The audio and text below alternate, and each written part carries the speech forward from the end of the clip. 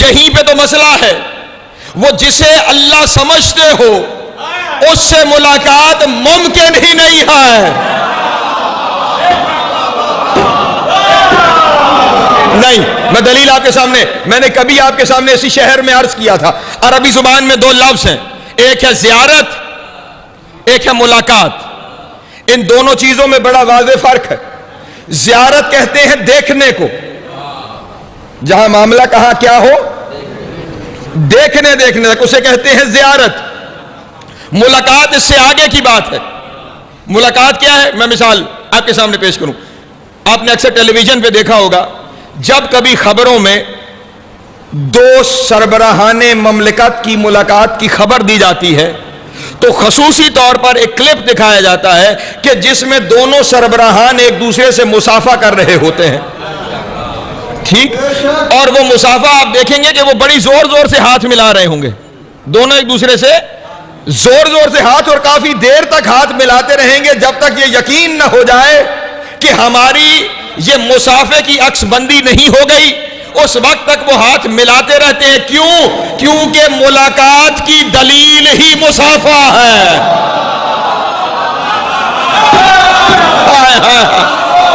اللہ اکبر، سلامت رہے.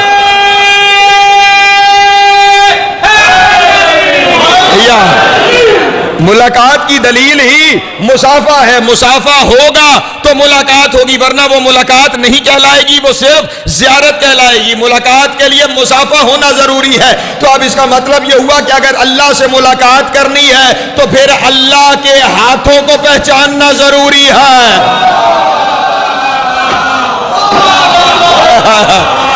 اللہ علی علی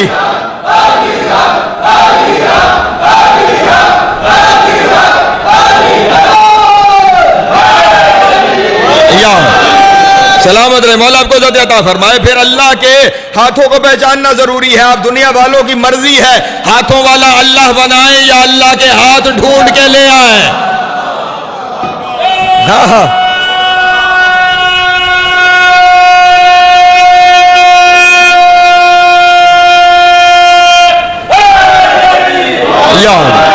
سلامت رہے. مولا آپ کو عزت عطا فرمائے. ہاں اب اپنی مرضی ہے، یا ہاتھوں والا اللہ بنا لو یا اللہ کے ہاتھ ڈھونڈ کے لے آؤ، کیونکہ روز محشر ملاقات صرف تب ہوگی جب وہاں پہ معاملہ مصافحے کا ہوگا.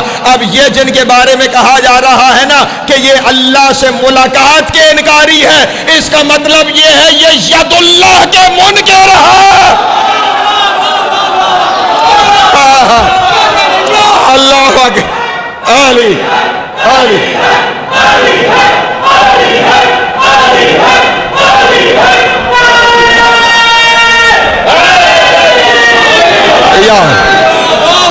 سلامت رہے. مولا آپ کو عزت عطا فرمائے. جناب سید آپ کو سلامت رکھے. یہ ید اللہ کے منکر ہے، یہ ید اللہ کے منکر ہے. اب اللہ کہہ رہے ہیں یہ جو ید اللہ کے منکر ہے نا، ان کے اعمال میں ضابط نہیں، حبد کر لوں گا.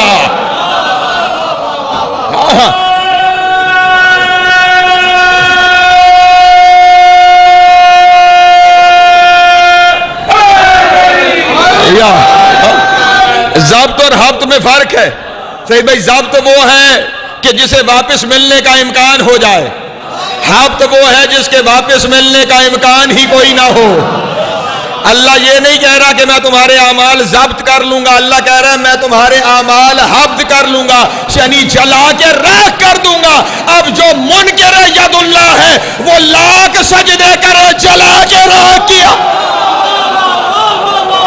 اللہ اکبر.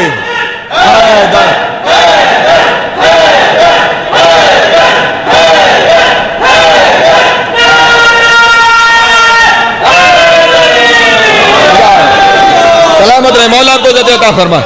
جناب سید آپ کو سلامت رکھیں. اور اب ان کے بارے میں کیا ہے؟ وَلَا نُقِيمُ لَهُمْ يَوْمَ الْقِيَامَةِ وَزْنًا. ان کے لیے یوم قیامت وزن نہیں ہوگا. ہو کیوں؟ اعمال جو حبط ہو گئے، حبط ہو گئے اعمال. تو اب اور حبط کی وجہ کیا ہے؟ ید اللہ کا انکار. تو پھر کہیں ایسا تو نہیں ہے کہ وہی ید اللہ تو میزان نہ ہو.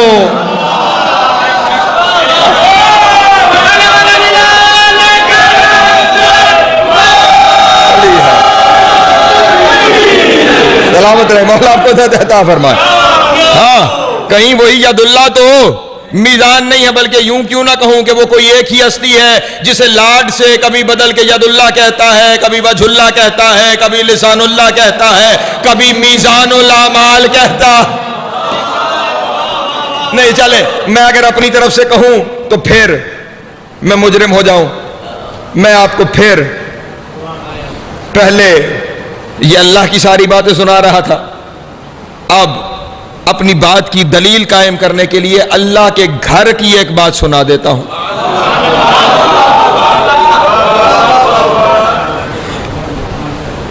جب امیر کائنات تشریف لائے خانہ کعبہ میں,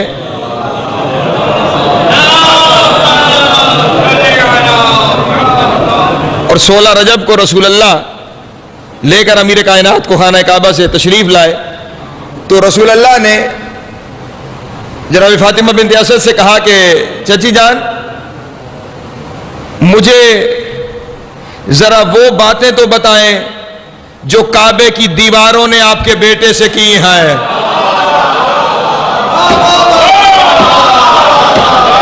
اللہ اکبر, توجہ ہے اذان محترم. جو کعبے کی دیواروں نے آپ کے بیٹے سے کی ہیں, بی بی نے ایک ایک کر کے دیواروں کی باتیں بیان کرنا شروع کی. فرمایا پہلے مشرق والی دیوار نے علی سے کہا, السلام علیکہ یا مشرق التوحید و شمس التفرید.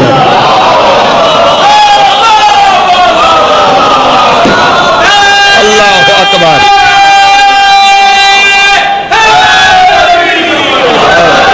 اللہ اکبر, اللہ اکبر. السلام علیکہ یا مشرق التوحید و شمس التفرید, اے توحید کے طلوع ہونے کی جگہ تجھ پہ سلام. میں نے تو جملہ کہہ دیا, اللہ جانے آپ کہاں بیٹھے ہوئے اور کیا سماعت فرما رہے ہیں. اے توحید کے طلوع ہونے کی جگہ تجھ پہ سلام. اس کا مطلب یہ ہوا پوری کائنات میں ازل سے لے کے ابد تک اگر کسی کو توحید چاہیے تو علی کو دیکھے. اللہ اکبر, علی حق.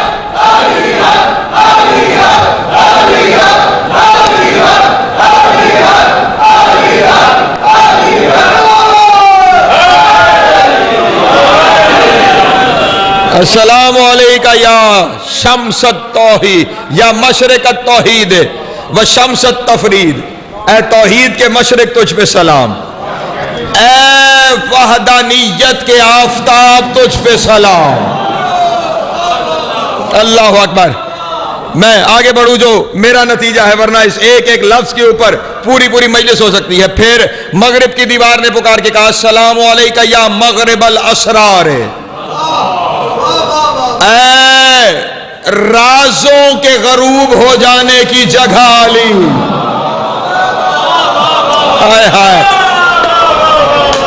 ہاں, کائنات کے جتنے راز ہیں, کائنات کے جتنے اسرار ہیں, وہ اسی میں تو ضم ہوتے ہیں, اسی میں تو آ کر اترتے ہیں. اور اب جب تیسری دیوار کی باری آئی, اب اس سلام سے پہلے ایک تشریح مجھے کرنی پڑے گی. محشر میں 2 طرح کے لوگ ہیں, ایک کو کہا جائے گا اصحاب اليمین, ایک کو کہا جائے گا اصحاب الشمال. ٹھیک, اصحاب اليمین وہ ہیں کہ جن کے ہاتھ میں, ان دائیں ہاتھ میں اعمال نامہ دیا جائے گا اور ان کے لیے جنت لکھ دی جائے گی. ٹھیک ہے.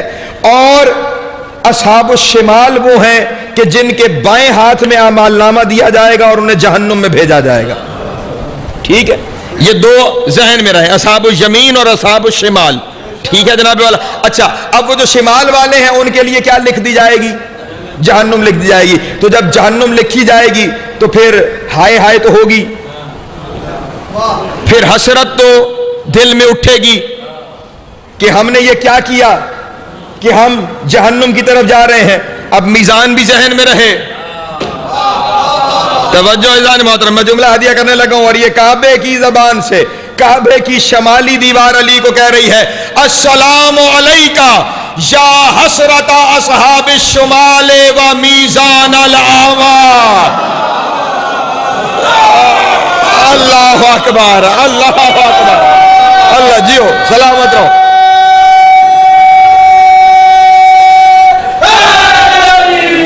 یا زندگی عطا ہو، مولا آپ کو سلامت رکھے. السلام علیکہ یا حسرت اصحاب الشمال، وہ جو جہنم والے ہیں نا ان کی حسرت تجھ پہ سلام.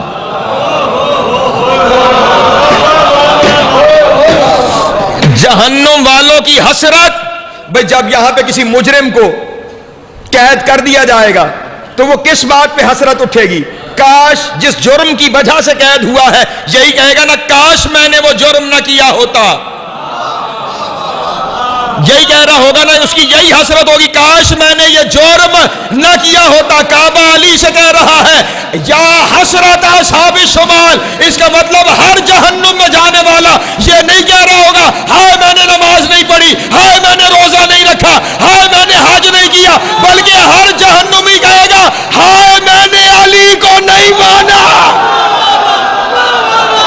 اللہ اکبر. علی علی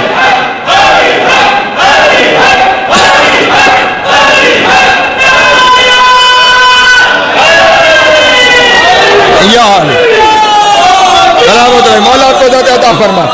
جناب سیدہ آپ کو سلامت رکھے. یا حسرت اصحاب الشمال، اس کا مطلب ہر وہاں پہ جانے والا. اور یہ بھی چلیں میں اپنی طرف سے اگر یہ تو جو میں نے پڑھی ہے نا یہ آپ کے سامنے میں نے روایت پڑھی ہے، اب اگر آپ کہیں تو میں ایک آیت پڑھ دیتا ہوں آپ کے سامنے. آیت پڑھ دیتا ہوں. سورہ فرقان ہے. ارشاد رب العزت ہو رہا ہے یوم یعض الظالم علی یدیہ. اس دن محشر کے دن ظالم اپنے ہاتھ کاٹیں گے. یوم یعض الظالم علی یدیہ، ظالم اپنے ہاتھ کاٹیں گے اور ہاتھ کاٹتے ہوئے اپنی حسرت قرآن کہہ رہا ہے بیان کریں گے. یا لیتنی اتخذت مع الرسول سبیلا. اس دن پکار کے کہیں گے کاش ہم نے رسول کے ساتھ سبیل کو پکڑا ہوتا. اللہ اکبر.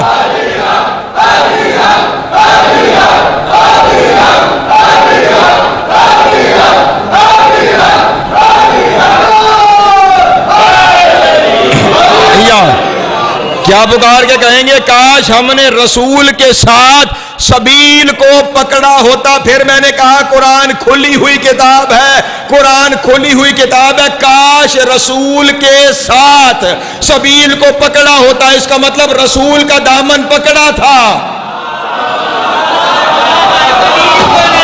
سبیل کا نہیں پکڑا تھا. اس کا مطلب جو رسول لے لے سبیل چھوڑ دے وہ جہنمی ہے.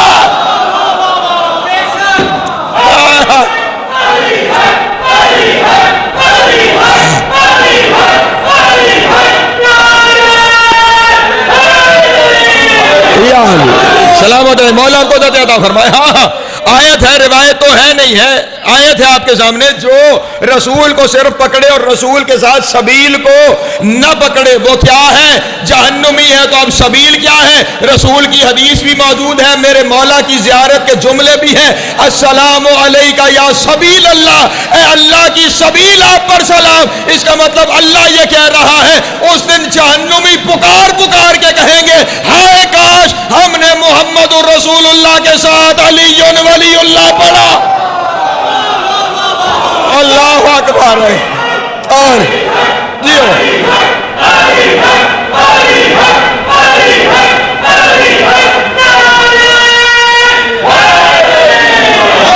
اللہ سلامت رہے. مولا کو ذات عطا فرمائے. کاش ہم نے رسول کے ساتھ علی کا دامن بھی تھاما ہوتا. تو اس کا مطلب جہنم میں ان کے چلے جانے کی وجہ انکار علی ہے.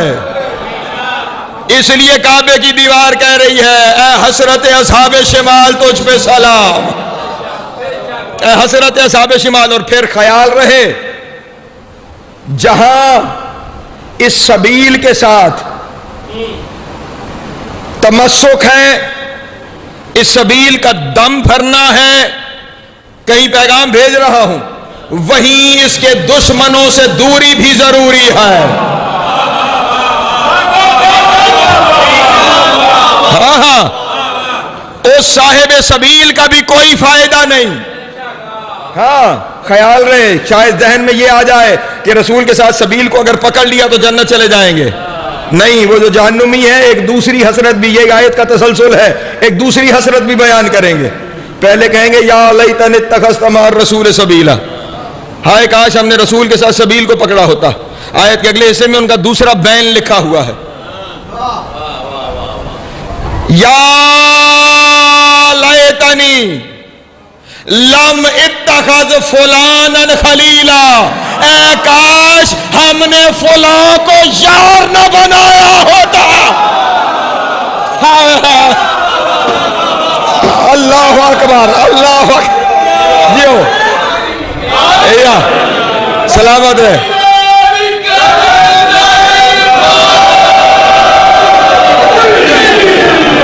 توجہ ہے اذان محترم. ہاں، نام قرآن نے بھی نہیں لیا، نہ میں بھی نہیں لے رہا. قرآن نے بھی صرف یار کہا ہے، خلیل کا لفظ آیا ہے، یار کہا ہے. اس کا مطلب میں بڑی یوں ہوا کے جھونکے کی طرح جملہ کہہ کے گزر جاؤں آپ کے درمیان سے. قرآن کی آیت بتا رہی ہے یار نہیں بنانے، علی کو ماننا ہے.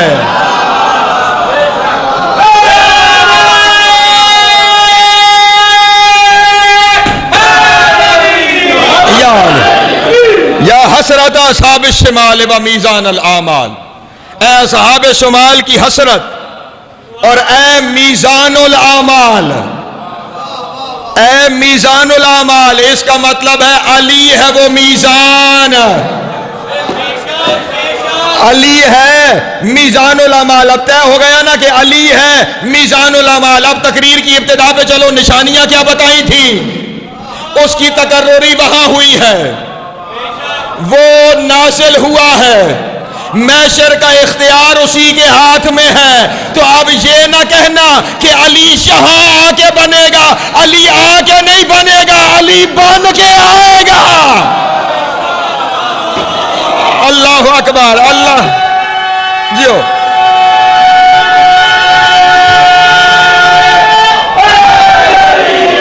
یا سلامت رہے، مولا آپ کو عزت عطا فرما. علی آ کے نہیں بنے گا، وہ اپنے عہدے کے لیے تمہاری ووٹوں کا محتاج نہیں ہے، وہ اپنے عہدے کے لیے تمہارے اجتماعات کا محتاج نہیں ہے، وہ اپنے عہدے کے لیے تمہارے مشوروں کا محتاج نہیں ہے. اسے وہاں پہ وضع المیزان، اسے وہاں وضع کر دیا گیا ہے، اسے وہاں. اور یہ بھی عجب بات ہے، اسے بھی وضع کیا گیا ہے، پھر اس نے جہاں اترنا تھا اسے بھی وضع کیا گیا. رسول نے ارشاد فرمایا تھا نا کہ یا علی تیری مثال میری امت میں ایسے ہے جیسے کعبے کی مثال ہے، جیسے کعبے کی مثال ہے. اور حدیث کا آخری جملہ یہ تھا، لوگ چل کے کعبے کے پاس آتے ہیں، کعبہ چل کے کہیں نہیں جاتا.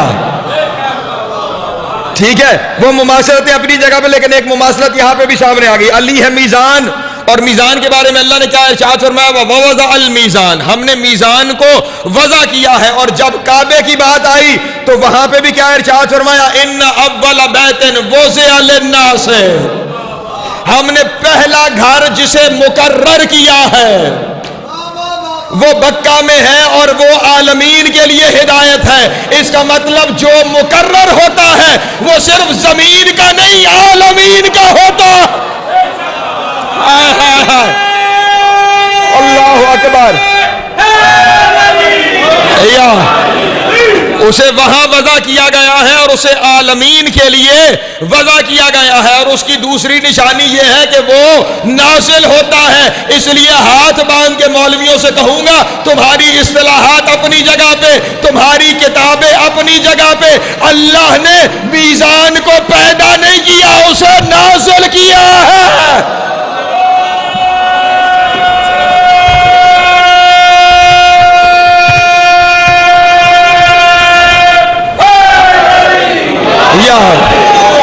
اور پھر اسی کے ہاتھ میں روز محشر کا اقتدار ہے، اسی کے ہاتھ میں. اور میں نے آپ کو کہا نا، ابھی جہاں سے تقریر شروع ہوئی تھی وہیں تقریر اپنے اختتام کو پہنچ رہی ہے. یہ میزان دلوں میں جھانکے گا. یہ میزان دلوں میں جھانکے گا, یہ میزان تمہاری نیچتوں کو دیکھے گا. اور روز محشر, اب یہاں سے آگے شاید وہی جملے سخت ہیں, میں پیشگی معافی چاہتا ہوں.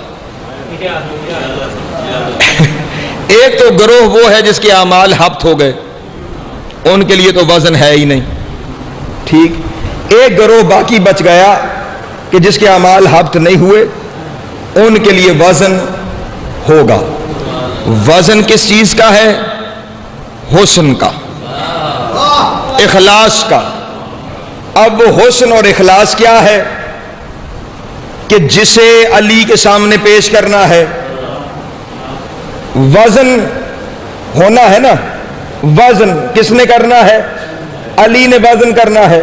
اور وہ وزن اب علی کے پاس آ کے چیک ہونا ہے. تو اب ہمیں تلاش یہ کرنا ہے وہ وزن کیا ہے جو ان اعمال میں کہ جن کے اعمال رکھ لیے گئے ہیں, ہبت نہیں کیے گئے, ان کے اعمال رکھ لیے گئے ہیں. تو اب وہ وزن کیا ہے کہ جو علی نے کرنا ہے. پھر اپنی طرف سے کہوں تو میں مجرم, سورہ اعراف ہے, ارشاد رب العزت ہو رہا ہے الوزن یومئذ الحق, اس دن وزن صرف حق کا ہوگا. اب مجھے بتانے کی ضرورت نہیں ہے کہ حق کون ہے. الحق مع علی. اللہ اکبر, اللہ علی.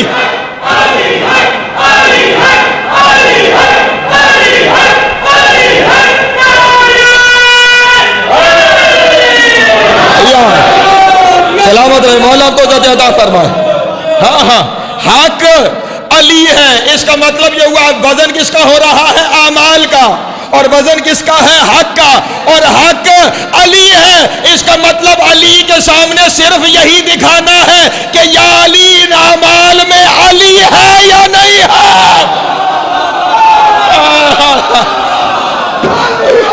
علی حق. علی حق.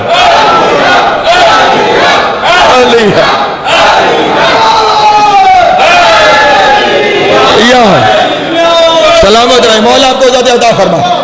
جناب سید آپ کو سلامت رکھے. اب اگر اعمال میں علی ہے تو پھر اعمال کا وزن بھی ہے, ان میں حسن بھی ہے, ان میں اخلاص بھی ہے. اور اگر اعمال میں علی ہی نہیں ہے تو بے وزن نمازیں لے جاؤ تمہاری مرضی, بے وزن روزے لے جاؤ تمہاری مرضی, بے وزن حج لے جاؤ تمہاری مرضی. اگر وزن ڈالنا ہے تو پھر ہر ایک جگہ پہ علی ہونا ضروری ہے. علی ضروری ہے تو پھر آیت پوری ہوگی. اما من ثقلت موازینہ, جن کے اعمال میں وزن ہے, فہو فی عیشۃ راضیہ, وہ اچھی منزل پہ ہوں گے. اس کا مطلب یہ ہوا جنت صرف ان کے لیے ہے جن کے اعمال میں علی ہے. اللہ اکبر.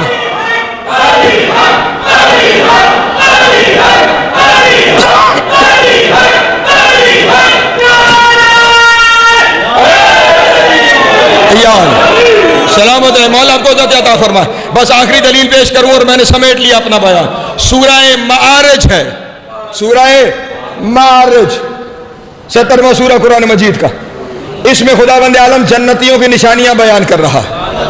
نشانیاں بیان کرتے ہوئے ارشاد فرماتا ہے الذین ہم بشہاداتہم قائمون الذین ہم علی صلاتہم یحافظون اولئک فی جنت المکرمون.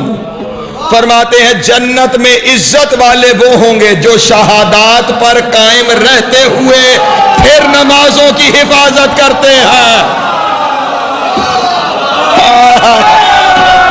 اللہ اکبر.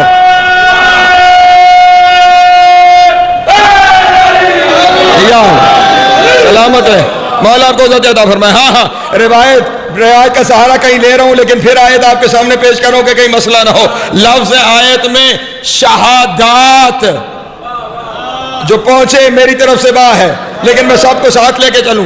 والذین ہم بشہاداتہم قائمون. عربی زبان میں 3 صیغے ہوتے ہیں, 20 دفعہ علماء نے آپ کو بتایا. واحد, تثنیہ اور جمع، اکیلا ہو تو واحد، دو ہو جائیں تو تثنیہ، کم از کم تین ہو تو جمع۔ کیا کہنے خدا بند عالم کے کہ اس نے اس زبان کی کس خوبصورتی کے ساتھ بنیادیں رکھی ہیں۔ یہاں پہ دو کو جمع نہیں کہا، دو کو جمع نہیں کہا، دو کے لیے صیغہ ہی الگ رکھا ہے، کم از کم تین کو جمع کہا ہے۔ آیت میں لفظ اکیلی گواہی ہو تو شہادت، دو ہو جائیں تو شہادتین، تیسری آ جائے تو شہادت۔ اللہ کہہ رہا ہے جو کم از کم تین گواہیوں پہ قائم ہے، اللہ اکبر، علی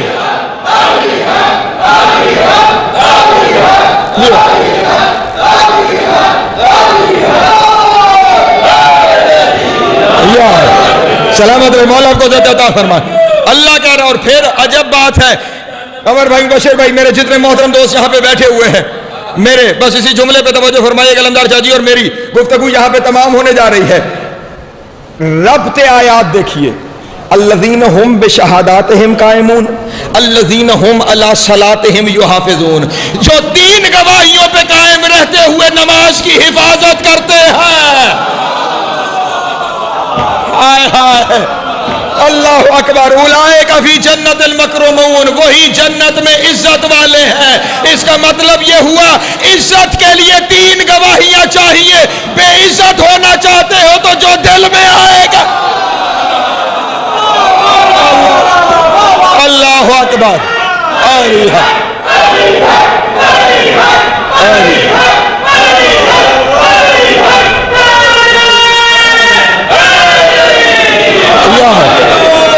سلامت ہے، مولا آپ کو عزت عطا فرما، جناب سید آپ کو سلامت رکھے۔ ان پر قائم رہنے کی ضرورت ہے، ان پر قائم رہ کر پھر حفاظت نماز ہے، کیونکہ یہی میزان الاعمال ہے، یہی حسرت اصحاب شمال ہے، اسی کی طرف پلٹ کر جانا ہے۔ رونا اسی بات کا ہے کہ جس کی طرف پلٹ کے جانا تھا اسی کی بیٹیاں کبھی کوفہ کے بازار، کبھی شام کے بازار۔ اجرکم اللہ، مولا آپ کی ہائے قبول کریں، جناب سیدہ آپ کا ماتم قبول کرے۔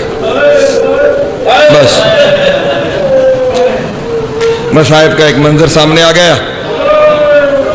مرومین کی بلندی درجات کے لیے بس وہی مصائب کی تصویر آپ کے سامنے پیش کروں، اور میں نے سمیٹ لیا اپنا بیان۔ یہ آنسو میرے اور آپ کے لیے مغفرت کا سبب ہیں، بیماروں کے لیے شفا کا ذریعہ ہیں۔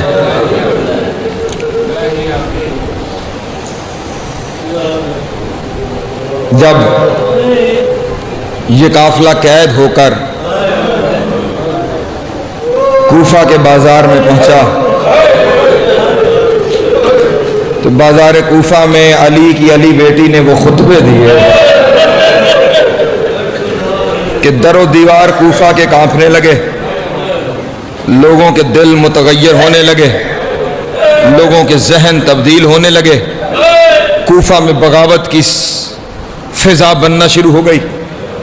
اس لیے شام سے یہ پیغام آ گیا، انہیں کوفہ نہ رکھ، انہیں شام کی طرف روانہ کر دے۔ جب قافلہ شام کی طرف روانہ ہونے لگا نا تو ایک شخص نے شمر سے جا کر کہا، شمر سن، تو نے رستے میں بڑے شہروں سے لے کر انہیں گزرنا ہے، یہ ابھی پہلے شہر سے گزری ہے، اس نے اس شہر میں وہ خطبے دیے ہیں کہ شہر کی فضا بدل گئی ہے، یہ جس شہر سے گزرے گی یہ خطبے دیتی چلی جائے گی، یہ لوگوں کے اذہان تبدیل کرتی چلی جائے گی، کوئی ایسا ذریعہ کر کے یہ بولنے نہ پائے۔ اللہ اکبر، اللہ اکبر، کوئی ایسا طریقہ کر کہ اس بی بی کا بولنا بند ہو جائے، یہ بولنا چھوڑ دے۔ ہر ایک نے اپنی اپنی رائے دی، کسی نے کیا کہا، کسی نے کیا کہا۔ شمر نے آخر میں ایک جملہ کہا، اس نے کہا، میں نے ہر ظلم آزما کے دیکھ لیا۔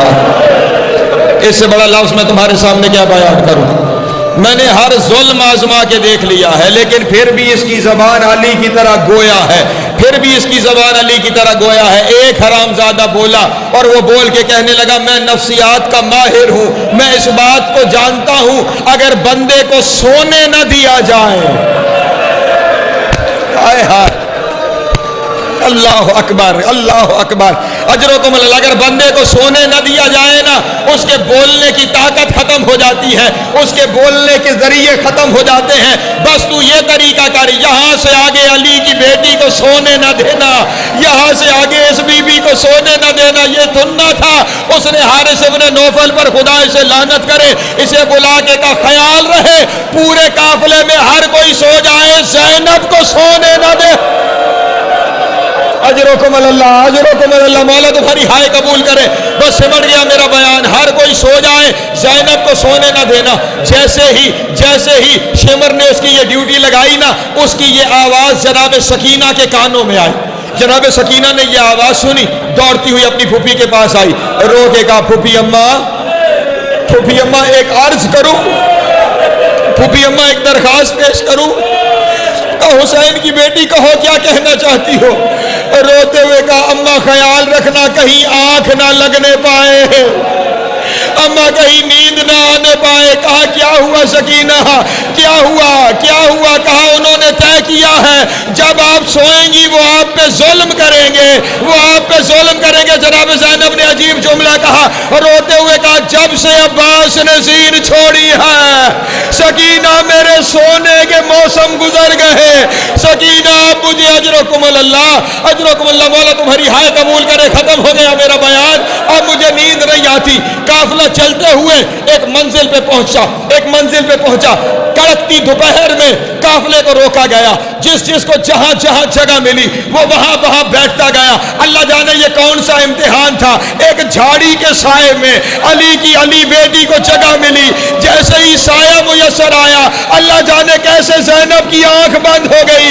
جیسے ہی آنکھ بند ہوئی شمر کی نظر پڑی. کہا حارث میں نے تجھے کہا تھا سونے نہ دینا, بس یہ سننا تھا. حارث نے گھوڑے کی گردن سے کوئی چیز اتاری, اس نے زینب کی طرف دوڑنا شروع کیا. ایسا ظلم کیا رسیاں ٹوٹ گئی, سر سے خون کا فوارہ نکلا. بہن کر کے کہا نانا محمد آپ کی امت آپ کی بیٹیوں کو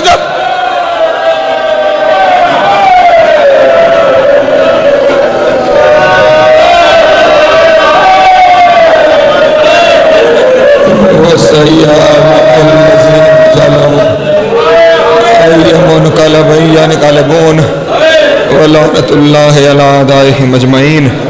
یا اللہ ہماری اس عبادت کو اپنی بارگاہ میں منظور و مقبول فرما.